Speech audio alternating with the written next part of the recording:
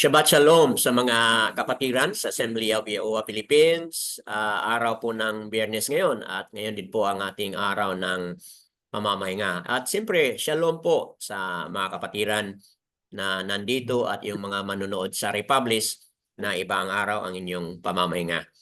Tuwing meron tayong Shabbat mga kapatid, meron din tayong Torah reading. At ngayon, nasa pangalawang Malakiam, chapter 12 na po tayo, mga kapatid. Also known as pangalawang Hari, chapter 12. Yun na po ang ating Torah reading o ang ating babasahin sa hapon na ito. Pangalawang Hari, chapter 12 po. Bago babasahin yan, mga kapatid, bigyan tayo ng kunting background, no, para magkakaroon tayo ng mindset, or a little understanding po bago natin babasahin. At ito rin ay makakatulong para din po doon sa mga manonood sa Republish. So we've been on a series of Torah reading mula sa pangalawang hari, mga kapatid. At ngayon, nasa kwento na po tayo na si Yahuas, yung na-spare doon sa kanyang kaaway. At ngayon, siya na po yung naging leader, naging hari doon sa Yehuda, which is the southern part of Yasharal o Israel, mga kapatid. So, sa dahong ito, ano yung nais niyong malaman? Batang-bata pa siya, ba't naging hari na siya, mga kapatid? So, what do you want to find out? Having heard na he is very young and yet naging hari na po siya. Ano kaya? Ginawa ba niya yung mga kamalian na ginawa ng mga previous na mga hari? Okay, so yun, no? Magtaktaka kayo. Ano kaya? Ginawa ba niya yung mga good na mga ginagawa ng mga hari noon or sinusunod niya yung mga bad? Okay, so hindi ko kayo bigyan ng sagot, mga kapatid, but yun po ay isang information na that will allow also your mind. Ano nga ba, no? Sinusunod ba niya yung mga mali o sinusunod niya yung tama? Yan po. Isang palaisipan po yun, no, na kung ang isang batang-bata na hari, wala pa siyang masyadong alam, pero ano ba, kaya ba niyang sundin ang tama? Kung sinusunod man niya ang tama, so sino yung naging kaniyang katuwang? Okay? Sino yung kanyang naging partner po sa pagiging isang leader, mga kapatid? O sino yung kanyang advisor, kumbaga? Kumbaga, in terms sa ating panahon ngayon, may mga presidential advisor po, mga kapatid. So, yan, no? Yun ay po ay isang mga questions na kung saan will allow your mind to linger habang babasahin po natin. So, ayan, mga kapatid, that being given the information, ay welcome po natin ngayon, mga kapatid, si Sister Bakar Asayao in behalf po kay Sister Lilieta. Go ahead po, Sister Bakar o Sister Tessie Bakar Asayao. Reading from Hallelujah Scriptures on 2 Kings 12. Yahuas began to reign in the 7th year of Yahu, and he reigned 40 years in Jerusalem. And his mother's name was Sibia of Beersheba. And Yahuas did what was right in the eyes of Yahuwah all the days in which Yehoiada the Kohen instructed him. However, the high places were not taken away. The people still slaughtered and burned incense on the high places.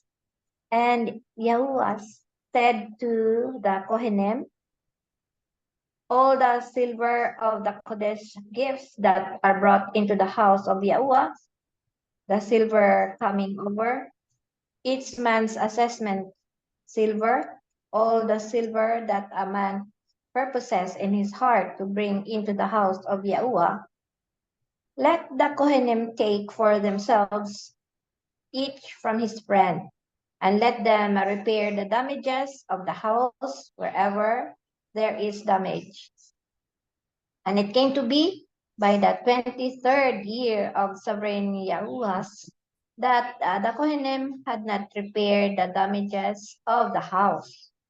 And sovereign Yahuas called Yahoyada, the Kohen, and the other Kohanim, and said to them, "Why have you not repaired the damages of the house?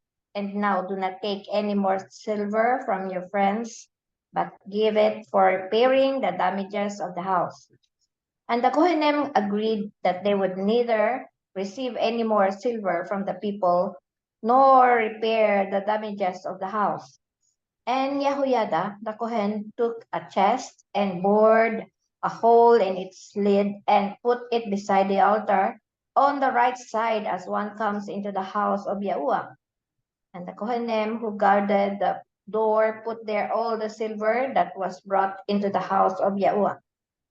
And it came to be, whenever they saw that there was much silver in the chest, that the sovereign scribe and the Kohen Hagadol came up and put it in the bags and counted the silver that was found in the house of Yahuwah and gave the silver weighed out into the hands of those who did the work, who had the oversight of the house of Yahuwah.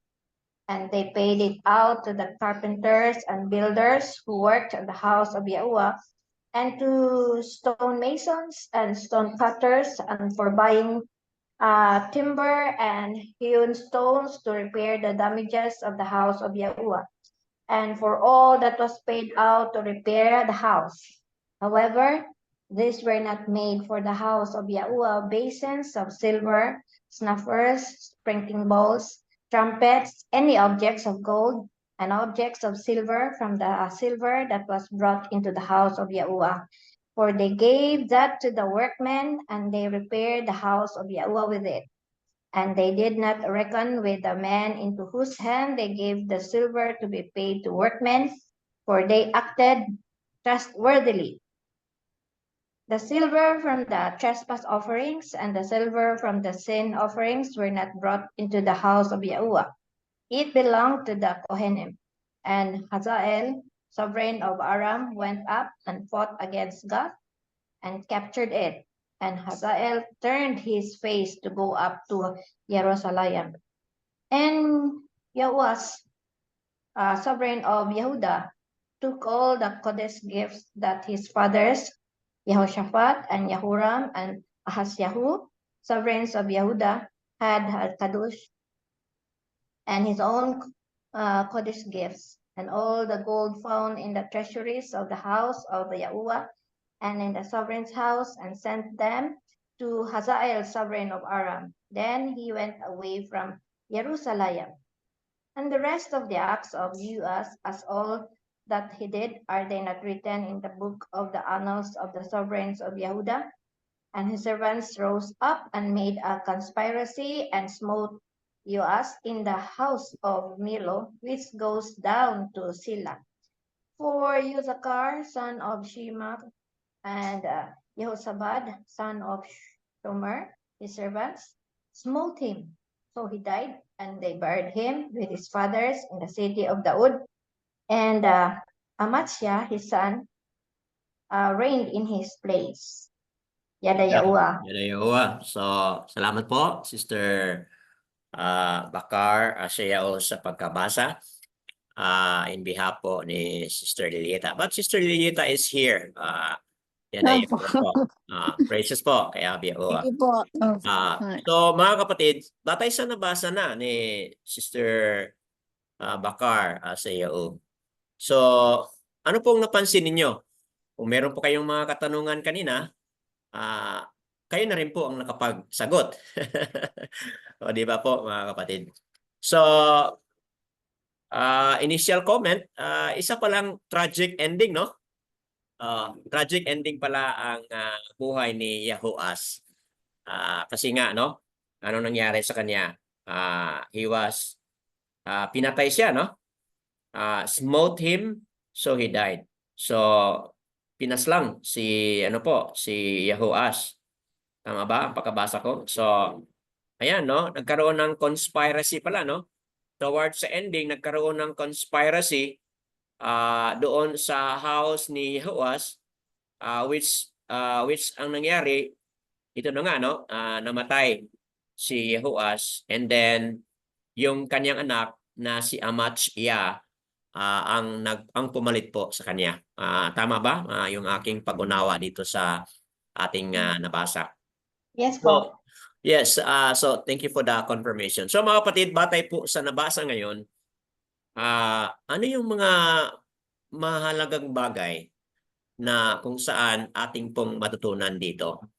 Okay? Tungkol sa buhay ng isang hari na ginawa naman niya ang tama, pero may kulang pa rin, no?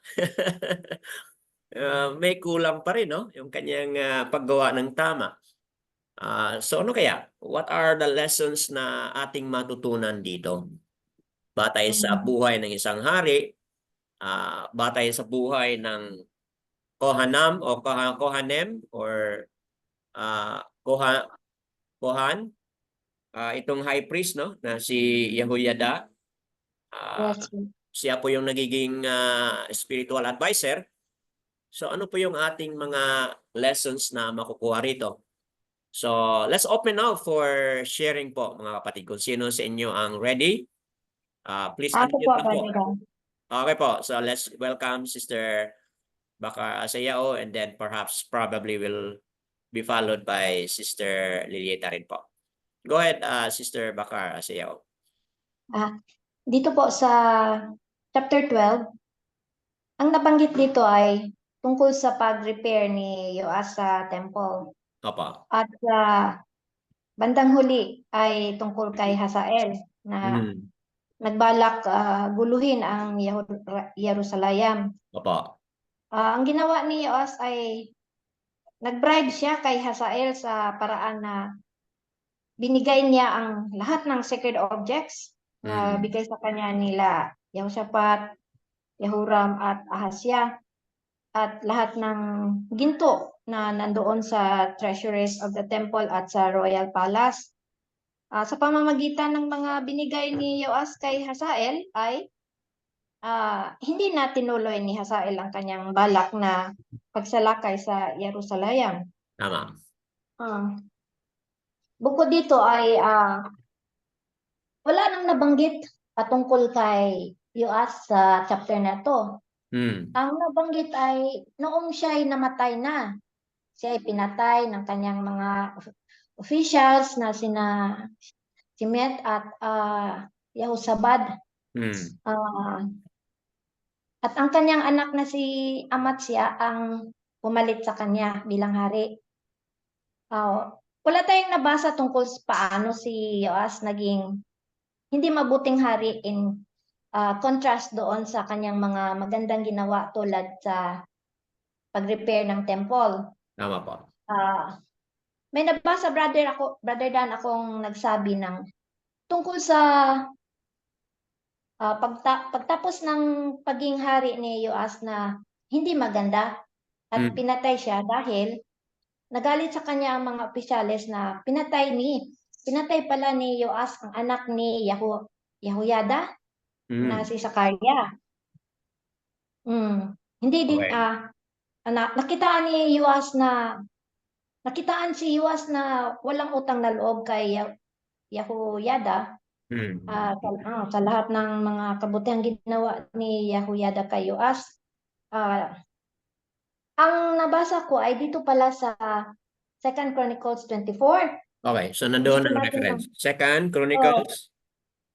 2 Chronicles 24. Dito natin mabasa ang naging bad ending ni Yoas.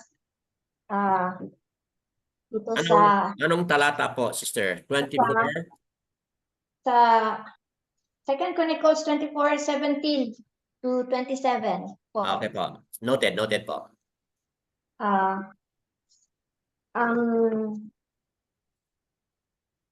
Dito sa just like the lives of King Saul and Yahu, King Yoas' life was also started well but ended bad. Kasi since birth tinuruan ni Yahoyada ng kabaitan. Spiritual mentor niya itong si Yahoyada Opo. since birth. At kabaitan, tinuruan niya ng kabaitan at obedience itong si Yoas. Opo. Ngunit, nang mamatay si Yahoyada ay naturuan ng mga kamalian ng kanyang mga advisor, si Yoas. Nakasulat ito sa 2 Chronicles 24, 17-27. Dito sa 24:17, na babasahin ko po, sabi dito, and after the death of Yahuwah, sa 2 Chronicles 24:17, and after the death of Yahoyada, the rulers of Yehuda came and bowed themselves to the sovereign, and the sovereign listened to them, and they forsook the house of Yahuwah, Alwayam, of their fathers, and served the Asherim and the idol. And wrath came upon Yehuda and Jerusalem because of their trespass. And he sent Nabrim to them to bring back to Yahuwah, and they witnessed against them, but they did not listen.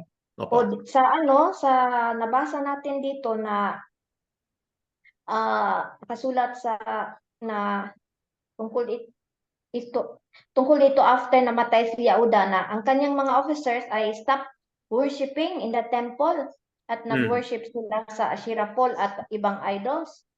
Nabanggit pa dito sa 2 Chronicles na nagawa pang patayin ni Yoas ang anak ni Yehuda na si Zakaria. Zakaria, opo. Oo, sa ginawa niyang ito ay nawala ang respeto at utang na loob ni Yoas na nagpalaki at nagmold sa kanya sa kabaitan at sa pag-follow obedience kay Aba Yahuwah. Ngunit sinuklian ito ng samaan ni Yoas. Naalala ko, naging kagaya si Yoas kay Rehoboam na anak ni Solomon, na dahil sa mga maling advisors ng kanyang mga nakapalibot na mga tao sa kanya, ay natutunan niya ang mga masamang desisyon. Balik po tayo doon sa pagpatay ni Yoas kay Zakaria. Dito lang po sa 2 Chronicles 24, verse 19-22. Verse 19-22 na nagsabi na, and he sent Nabiam to them to bring them back. 22, and the rock of Alwayam came upon Zachariah, son of Yehoiada, the Kohen, who stood above the people, and said to them, thus said Alwayam, why are you transgressing the commands of Yahuwah and do not prosper? Because you have forsaken him, he has forsaken you. Kaya ang sabi dito sa verse 19 na nagpadala pala si Yahuwah ng mga propeta para dalhin pabalik ang mga taong naging idolatros na naman. Ngunit hindi daw pinakinggan ang mga propeta. At dito sa verse 20-21, sabi dito na nang dahil sa Ruach HaKadosh na nag-guide kay Zakaria, ay sinabi ni Zakaria sa kanila na, yun na nga, why are you transgressing? Parang pinagsabihan sila ni Zakaria. Dahil sa sinabi ni Zakaria ay parang nagalit itong si Yoas. Sa utos ni Yoas ay binato si Zakaria hanggang namatay. At verse 22, sabi dito sa Tagalog, basahin ko dito sa Tagalog, ito sabi, sa ganito ay hindi malaala ni Yoas ang kagandahang loob na ginawa ni Yehoiada, kundi pinatay ang kanyang anak. At sa verse 25, nabasa natin na mabasa natin na pinatay din si Yoas ng kanyang mga opisyalis dahil pinatay ni Yoas ang anak ni Yehoyada. Hmm. Makita natin na partial obedience ang ginawa ni Opo. Yoas. Partial obedience nga. Tama. Oo, at naging fully disobedient siya ng patanda na siya na wala na si Yehoyada na naging mentor niya sa kanya noong pagkabata pa niya. Hmm. Kaya kagaya ng maraming kwento na naging hari na nag-umpisa ng maganda ngunit nagwakas ng masama, Opo. itong si King Yoas din ay maganda ang umpisa dahil tinuruan siya ng kabutihan ng yun na nga, ng high priest na si Yehoyada. Opo. Ang natutunan ko dito ay dapat tayo ay maging fully obedient, Opo. continue to at saka remain to serve, being obedient kay Aba Yahuwah na wag nating gayahin si Yoas na natuto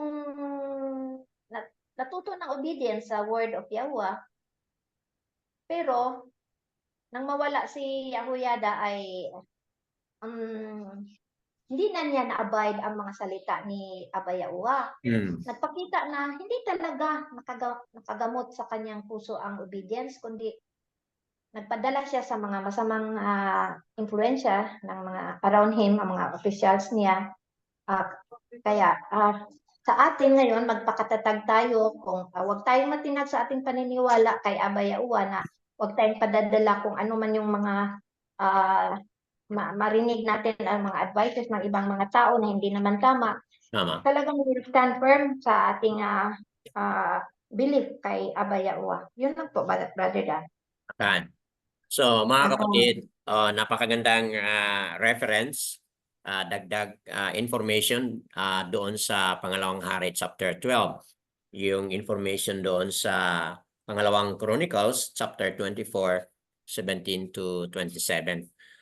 Dito natin naintindihan kung bakit naging tragic ending ang buhay ni Yehoas, mga kapatid. So meron palang dahilan. Okay? May dahilan. Yung kaniyang obedience ay nakadepende lang po nung buhay pa si Yehoyada, mga kapatid. But nung wala na si Yehoyada, parang nagkaroon na po siya ng freedom kung ano yung gusto niyang gawin. Yun, gawin niya. So, yun mga kapatid ang dahilan. At na-highlight na rin po ni Sister Bakar Asayao na kung saan ang ating journey dapat tuloy-tuloy, no, hanggang sa dulo, to the end. Dapat yung ating obedience, consistency talaga, consistent mga kapatid yung ating obedience. So what a wonderful lesson po, no, in which katulad din po sa nangyari kay Haring Saul, started well but ended bad. Ganon din po ang nangyari kay Haring Salomo. Started right, but also ended wrong, mga kapatid. So, nawa, ayan po ay mga bagay na itanim natin sa ating puso't isipan, mga kapatid. Obedience to the end talaga, mga kapatid. Okay po, I'd like to keep quiet and then welcome po, Sister Lilieta. Meron kayong sasabihin batay sa ating Torah reading today. Brother, actually, andun po yung sa Chronicles po. Kaya lang will explain po ni Sister Tess. Yun po ay, at dagdag lang po na dito po sa ating journey, Brother Dan, gaano ka man kabait, ano man ginagawa mong mabuti.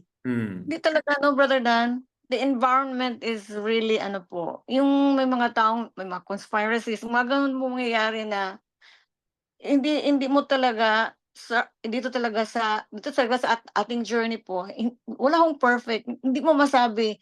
Kaya andun talaga ang protection mo talaga ay si Yahuwah.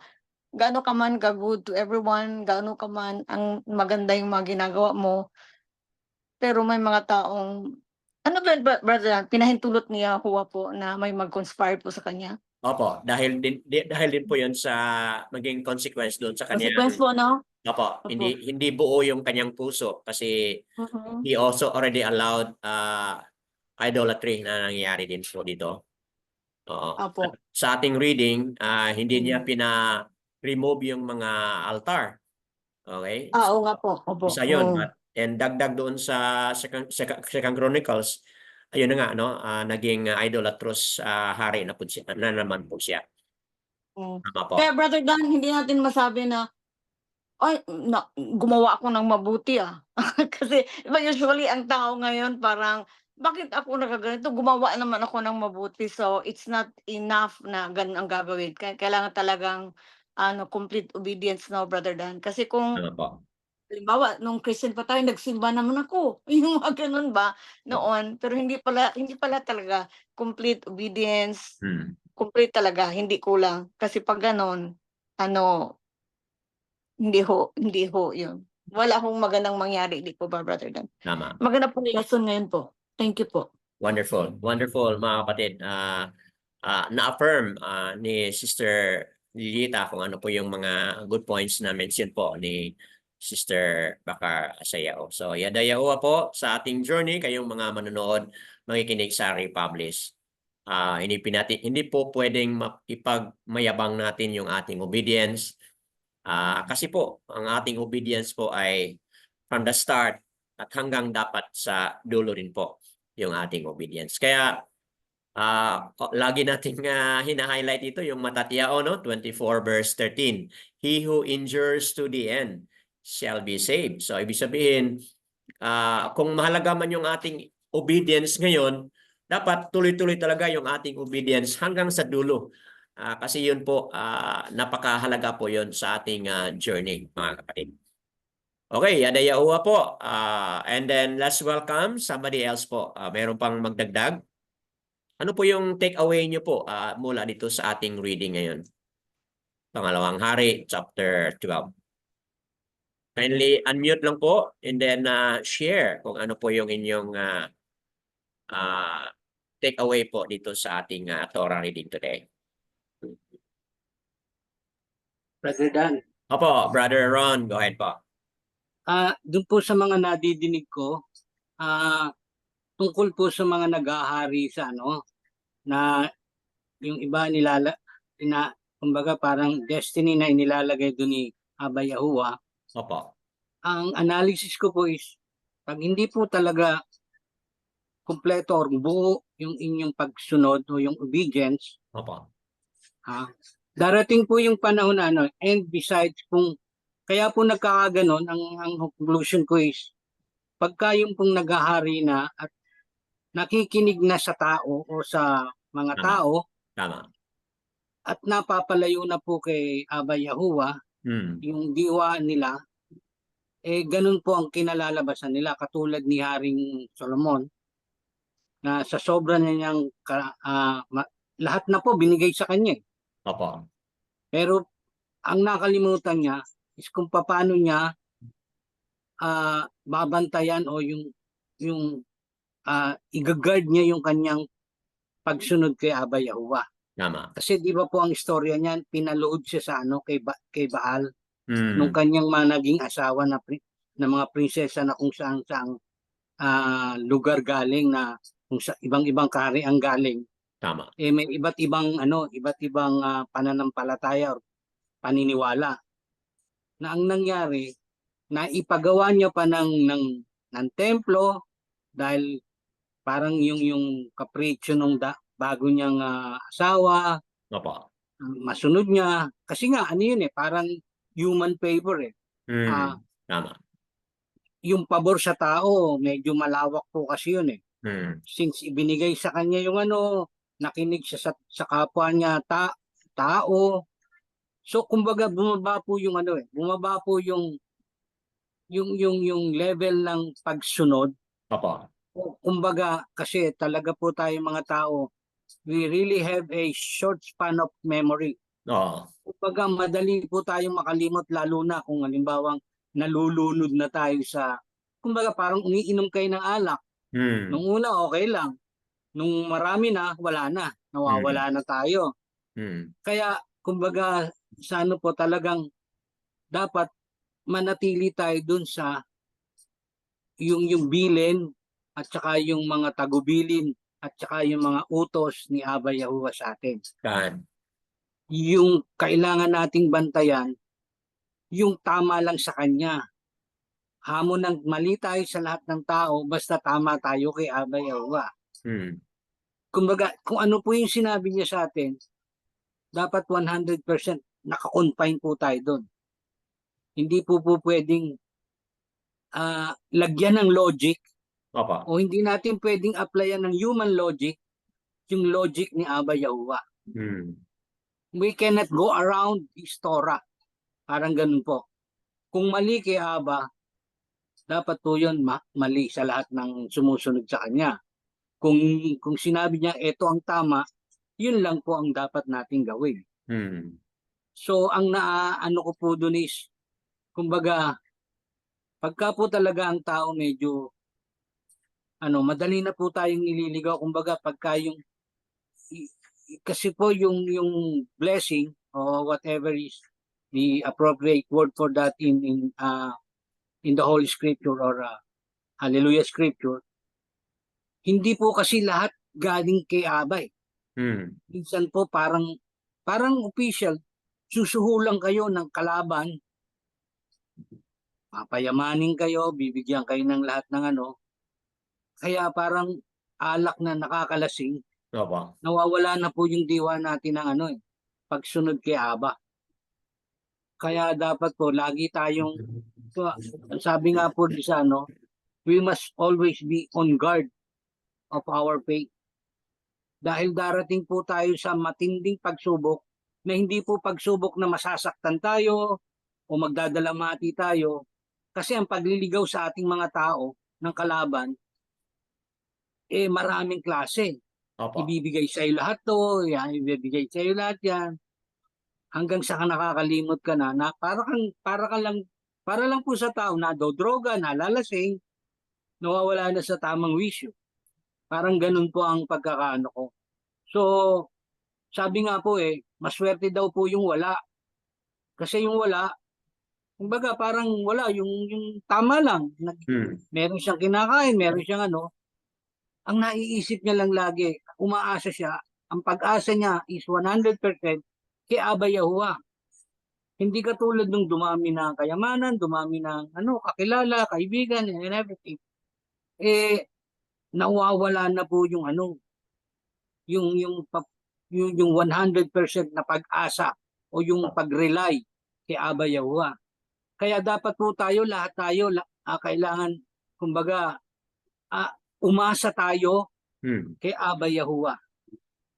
Kumbaga, kung ano man ang binibigay niya sa atin, dapat siya lang ang pinupuri natin.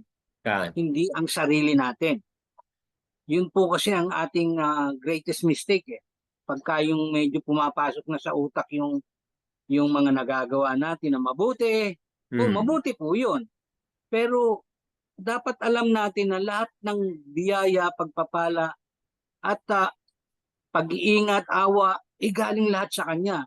Kan. We must and always ang praise po, ang parangal, ang papuri kay Aba Yahuwah lang palagi. Aba Yahuwah.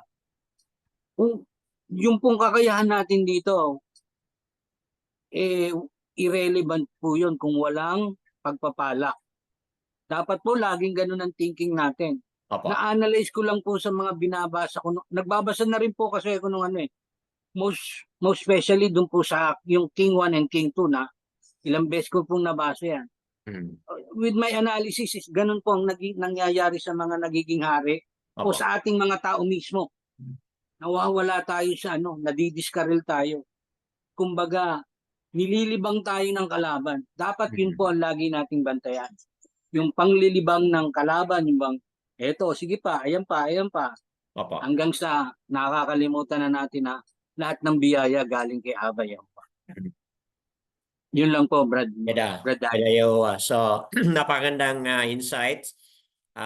May mga full of wisdom po yun, no? Na ating makikita ang mga dahilan kung bakit ganito yung mga nangyayari sa mga hari.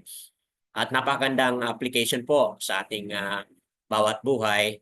at sa ating journey, mga kapatid. So, nawa yung word of wisdom na yun ay magbibigay po sa atin ng lakas, ng kaalaman na maging laging tama ang ating mga desisyon. At yun, maiwas tayo sa mga consequences sa mga wrong choices natin, mga kapatid, sa buhay. So, praises kay Abba Yahuwah sa napakagandang warning na rin po. I would call it a very good warning. So, highlight ko yung word ni Brother Ron dito, yung 100% obedience at tiwala. 100% obedience and tiwala. Kang Abba Yahuwah lang talaga.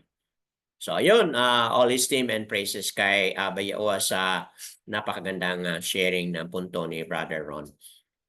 Let's welcome, sino pa po? Sister Cheryl, Sister Corazon, Sister Diana, if you have something to add po. Brother Dan, nasa pangalawang hari, chapter 12 tayo ngayon. Or, yes, go ahead, Sister Corazon, go ahead po. Sa 2 Kings 12, verse 6 to 7, Opo. sabi niya, why did Yehoiada and the other priest disobeyed King Yahuash in rebuilding the temple? It says, in my opinion, Opo. sa 2 Kings 12, 1 to 3, and 2 Chronicles 24, although Yahuash was obedient to Yahuwah, he was only partial in his obedience. Tama. His heart did not. The high places were not taken away. The people still sacrificed and burned incense on the high places. Meaning, Jehoahaz reign was not implemented for the reformation of the reformation, but a halfway. Halfway, or parang ano yung term na yan sa lotong Macau, sabi naman nila sa amin. Apa. Half-baked. Half-cook lang, half-cook. Half-baked. Half-baked. Tama, half-baked. Maybe this is one reason why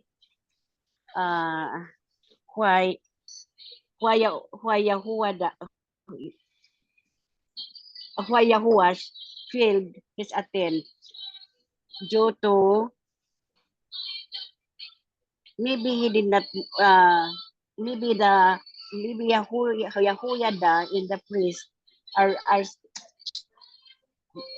in the priest disobeyed him. Maybe Apa. this is one reason. Tama. Ano po kaya ang Tama. rason? Others will add to that, brother. Tama po. Tama po 'yon, sister, kasi hindi nga buo, tama 'yon. Hindi buo yung kanyang puso, okay? Ang kanyang obedience hindi buo. At napatunayan ito nung namatay na si Yehoiada. Talagang hindi buo yung kanyang puso. So, tama talaga yung sinabi ni Yahushua na out of the abundance of the heart, the mouth speaks. So, ibig sabihin, kung ano talaga yung nasa kanyang puso, talagang lalabas po yun. So, malamang na nung buhay pa si Yehoiada, yung Kohen Hagadol, nung buhay pa yun siya, yung priest, yung chief priest. Nung buhay pa yun siya, malamang parang dumarating na sunod-sunuran lang ito si Yehoahaz. Okay? At malinaw na talagang hindi buo ang kanyang puso. At ito'y lumitaw na nung namatay na si Yehoiada, mga kapatid. So, tama po, sister, yung ang inyong observation dito na kung bakit ganyan ang kanyang pinapagawa. At one point, sinunod niya, may mga ginawa siyang tama, But on the other point, okay po, meron siyang mga disobedience, kumbaga. Merong mga hindi tamang sinusunod niya. One of which is yun na nga, yung mga altar ng mga high places, hindi niya pinaalis. Okay? At yun na nga, doon sa nabanggit kanina na reference sa 2 Chronicles, meron pala siyang mga ano po, meron siyang mga Baal worship nga, yung pagan worship ginagawa niya. So, ayan, dagdag ko po, Sister Corazon, dito sa habang nagpapaliwanag ka, napansin ko itong pangalan ni Yahoas. Kung napansin niyo mga kapatid, at the start, Yahoas po ang kanyang pangalan. Pero bakit po sa huli, anong nangyari sa kanyang pangalan? Yuwas. Yoas na lang. Opo. So, at ganun din po yung nangyari doon sa kanyang sa kwento kanina doon sa pangalawang Chronicles. At the end, Yoas na lang ang pagtawag sa kanya. Bakit nawala na yung Yahoas? Mga kapatid. So, Nakakulang. tama. May kulang. May kulang na titik. Kasi at the start, Yahoas. Okay? But at the end, naging Yoas. So, kumbaga, at the start, tatlong mga titik. Okay po? Tatlong titik sa pangalan ni Abba Yahuwah yung nandun sa kanya. Ya, okay? Yaha at saka yung U, Yahoas. Okay po? 3 letters of the name of Abba Yahuwah nandoon sa pangalan Yahoas. Kung bakit nangyari, naging Yoas na lang. Ibig sabihin, isang titik na lang. Parang nag-adapt po siya ng ibang pangalan? O Ano, Brad? tinanggal niya yung, parang nag-adapt siya ng ibang pangalan? Oo nga. Tinanggal na Parang niya yung Yahoo. yung Yahoo nga, tinanggal na. So, kung bakit tinanggal yon, because hindi na nga nag-reflect doon sa kaniyang puso. Okay? Hindi na nga naging totoo doon sa kaniyang puso. So, hindi na siya true kung ano yung pangalan niya talaga. So, yun lang ang observation ko, no, mga kapatid. At dito sa ating mga sharing, napapansin natin na napapatunayan na po natin batay sa mga sharing ni Sister Bakara Sayao, Sister Lilieta, at na-highlight na rin po ni Brother Ron at ngayon na banggit uli ni Sister Corazon na talagang hindi genuine, kumbaga, na completely buo yung puso ni Yahoas, mga kapatid, bilang hari. Okay po? So, yun ang kanyang pananampalataya, ang kanyang pagtiwala kay Abba Yahuwah ay hindi talaga buong-buo. Okay? So, Yada Yahuwah po sa napagandang sharing na yan. Let's continue to share po. Meron pa ba? Mula kay Sister Cheryl, if you have something to add. Sister Diana, Brother Dan, or kay Brother Dimitrio. Dito na po si Brother Yasario. Meron pa pong magdagdag, kindly unmute lang po and then share what is in your heart po.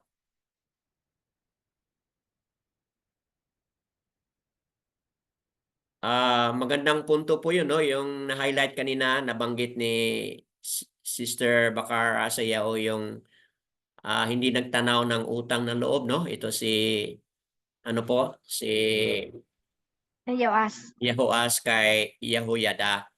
Yes po. Yahoyada po yung nag-take care sa kanya, nag-protect, nagtago sa kanya na hindi siya napatay. Wala siyang pagtanaw ng loob, mga kapatid. At nung wala na si Yahoyada, kaya pa niyang patayin yung anak ni Yahoyada na si Zachariah, na kung saan hindi natin alam, no? Baka sabay silang nag-grow up, hindi natin alam, no? But ayun, no? Kung sabay silang nag-grow up, so ibig sabihin, yung kanyang awareness dito sa anak ni ano po ni Yehoyada ay talagang nandoon po kasi nung wala na ito si Yehoyada, ito si Zachariah ay very passionate po kay Abba Yahuwah. So ang magiging dahilan kung bakit nawalan na siya ng pagtanaw na loob, no, utang na loob, no? Ang naging dahilan po 'yon is because, okay po, is because yun na nga, ang kanyang puso ay wala na kay Aba Yahuwah. Kaya nung nagbigay na ng mensahe si Zachariah na sino yung sumasamba ng mga other mighty ones ay hindi sila mag-prosper, at ang galit ni Aba Yahuwah ay pupunta sa kanila, talagang nagalit si Yahoas, mga kapatid, nagalit siya. At yun, no, pinag-utos niya na papatayin si Zachariah sa pamamagitan ng stoning, mga kapatid. Di ba ang sakit niyan na yung pagpatay ng tao sa pamamagitan ng bato, talagang masakit po yun. And yan po ay isang isang picture na kung ano yung ginagawa nila sa mga prophets noon. Yung mga matino na mga prophets, yung mga genuine na mga prophets, talagang may mga pangyayari ganun, mga kapatid, na sila ay pinapatay po.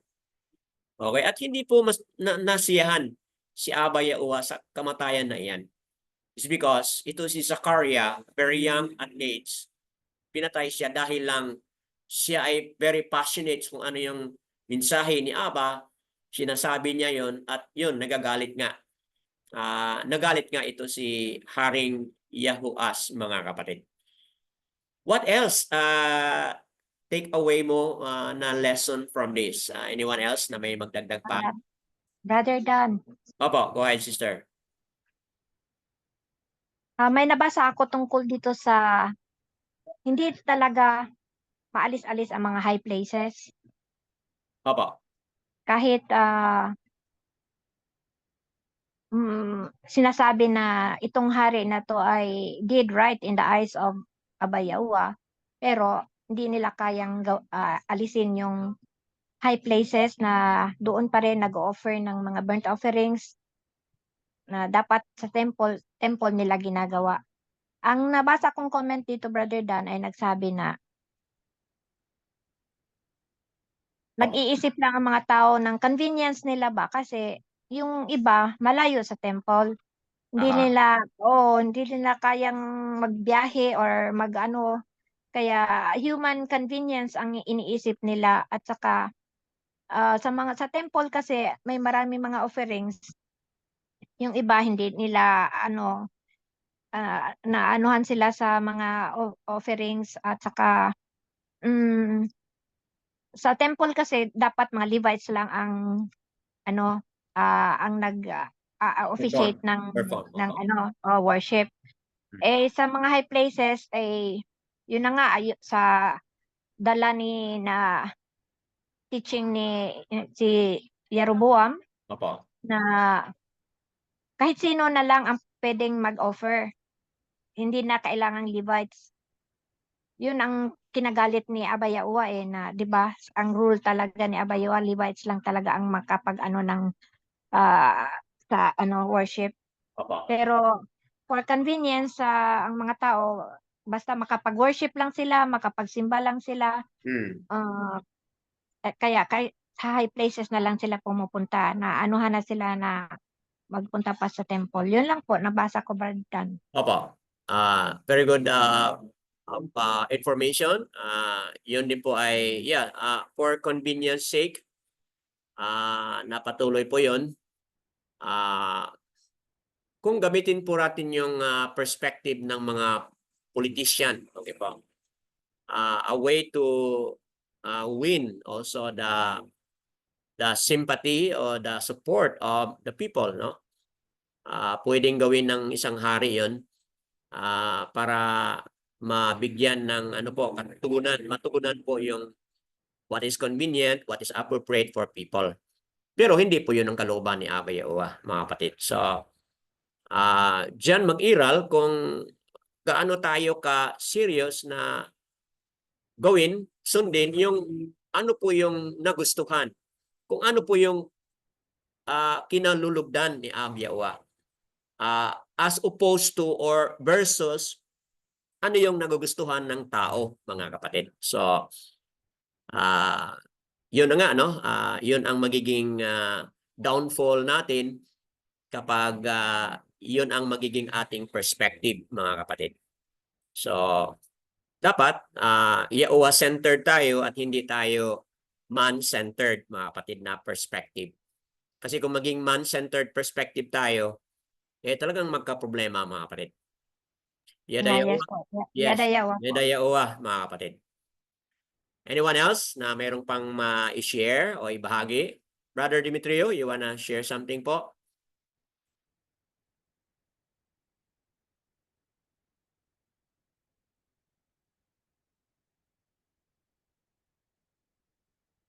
Okay po. Who would like to break the silence? Brother Dan, Opo. may nabasa pa rin ako na 130 years para pala ito si Yahuyada bago namatay. Matagal-tagal, haba-haba pa rin na pala ng buhay niya. Opo. Kaya sa isip-isip ko po ay talagang kung teachable ang heart ni Yahuas sa haba-haba nung Panahon. panahon na magkasama sila at mini-mentor si Yahuas ni Yahuyada. Talagang free will talaga ni Yahuas yung maging bad na siya sa ano Opo. in front of Aba Yahuwa na ano na maging disobedient na siya. Tama. Oo. Yun lang po, Brother Dan. Okay po. So, that's additional, very good information. Okay, let's welcome po. Meron pa bang magdagdag? Yes, Sister Corazon, you wanna share something? Go ahead po. Dagdag po lang. Opo. The reason pala na pinatay si Zachariah, son of Yahuyada the priest, Opo. winarningan niya si King Joash. Opo. Dito sabi niya, the rock of Aluwayam came upon Zachariah, son of Yehuda the priest, who stood above the people and said to them, thus said Aluwayam, why are you transgressing the commands of Yahuwah, and do not prosper? Because you have forsaken Yahuwah, he has forsaken you. And they conspired against him. And at the command of the king, they stoned him with stones. Yun pala dito sa 2 Chronicles, chapter 24, verse 20 to 21. Tama po. Tama po. Okay po. So, habang nagbasa si Sister Corazon doon, nais nating highlight, Sister Corazon, what you have read is when the rook of Yahuwah, okay, came upon Zachariah, okay, then he was able to speak. So, talaga mga kapatid, yung boldness, yung fire, meron si Zachariah, ay hindi pala talaga nagmula sa kanya. Saan po nagmula yon? Nagmula talaga sa Ruch HaKodesh. So, a very good lesson to all of us. Oo, we've been talking about obedience, mga kapatid. But take note, apart from the Ruch HaKodesh, nang siyang magbigay ng fire, kung sa sasakyan pa ito, siyang magbigay ng gasoline upang tatakbo, mga kapatid. Apart from the anointing, the presence, the power of the Ruch HaKodesh, talagang zero tayo, mga kapatid. Wala tayong magawa. Zero talaga tayo. So, that being said, what a wonderful lesson to all of us. Kung bakit naging passionate and very on fire ito si Zachariah, dahil pala sa Ruch HaKodesh of Abba Yahuwah, siyang naging source of power, inspiration, and wisdom sa kanyang mga declaration sa panahon na yan. Kaya wala siyang takot, di ba? Wala siyang takot because alam ni Zachariah yung nagtulak sa kanya, ang nag-push sa kanya ay the Ruch of Yahuwah talaga, mga kapatid. Okay, very good. Yada Yaowa po sa dagdag na emphasis batay sa nabasa na rin po. Okay po, mga kapatid. Sa dakong ito, kung wala na pong magdagdag, Brother Demetrio, do you wanna add something po? Di ka namin marinig. Okay po. Kung wala, then mga kapatid na manunood sa Republish, ito nga po, no, napakagandang lesson ngayon na kuha natin. Nawa ang kwento na ito at ang mga discussion dito ay patuloy na magbibigay po sa atin ng liwanag at katuruan na dapat talaga kilalanin natin po, mga kapatid, ang totoong pangalan. Ito yung totoong pangalan ni Aba Yaowa, nakasulat po sa Halil Scripture, Ha, U, Ha. Okay, yung Ha na yan ay bigkasin po as AS. Kaya Y plus AS, kaya maging Ya. And then followed by U or U, mga kapatid, Yahoo, and then another AS, which is Ha, Yahuah. Yahuwa o Yahuah, mga kapatid. Yan po ay nakasulat sa Halil Scripture at ganun din po ang pangalan ni Yahusha, mga kapatid. Yahao, first 3 letters, ganun po sa pangalan ni Abi Yaowa. Then Shan Ayan. Shan is a sound of SX and then parang letter O but a sound of A. So kaya magiging Yahu Yahu siya, mga kapatid, is the name of the Messiah na kung saan ating nakilala at lagi nating nire-restore, mga kapatid.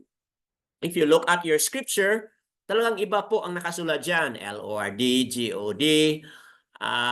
JASUS, mga kapatid. But we have restored the true name, the ancient Hebrew Yehudiot name of Abba Yaowa and Yahushua HaMashiach.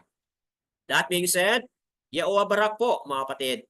And may this teaching lesson, may this teaching video give you freedom and be set free po sa anumang mga bagay na mali at ito'y maging 100%, mga kapatid, na tayo ay sumusunod, gumagalang at nagbigay po ng 100% obedience kay Abba Yaowa lang.